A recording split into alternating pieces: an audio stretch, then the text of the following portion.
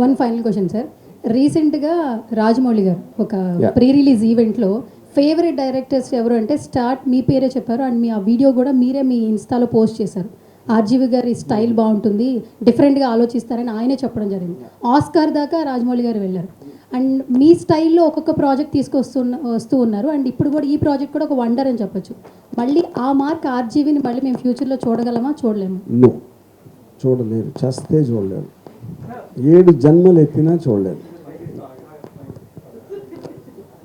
Sir చిన్న ఇప్పుడు ఇంత చేస్తున్నారు, ఇప్పుడు అన్నీ మళ్ళీ ఇక్కడ చెప్తా కూడా మీరు మళ్ళీ ఆర్టిస్టులకి ఫేవరేజ్గా మాట్లాడుతున్నారు, ఆర్టిస్టులు టెక్నీషియన్స్కి.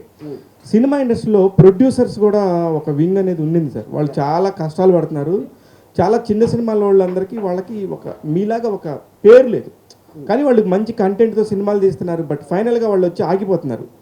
వాళ్ళకి రిలీజ్ సినిమా దాకా తీస్తున్నారు, కానీ వాళ్ళకి రిలీజ్ చేసుకోవటం, మార్కెట్ చేసుకోవటం తెలియట్లా. ఇంత పెద్ద కెపాసిటీ ఉన్న ఆర్జీవి గారు మార్కెటింగ్ వైపు కూడా ఏమన్నా వచ్చే ఆలోచనలు ఉందా?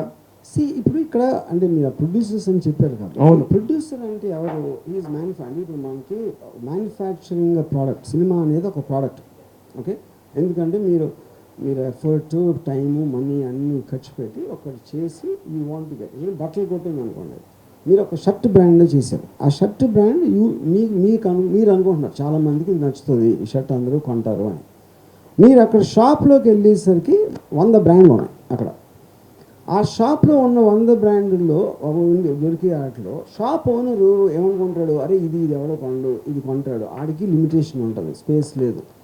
సో వాడికి ఉన్న స్పేస్లో వాడికున్న నమ్మకంతో ఆడుకొని 5 6 ముందు పెడతాడు, కొన్ని కింద పెడతాడు, కొన్ని అసలు రాని షాప్లోకి. That is exactly what happens. మీరు చెప్పే ఆ నలుగురు అని చెప్తారు చూడండి, ఇప్పుడు దిల్రాజు, మన సురేష్ బాబు, అది కూడా it is very big misconception. థియేటర్లకి సినిమా ఇండస్ట్రీకి సంబంధం లేదు.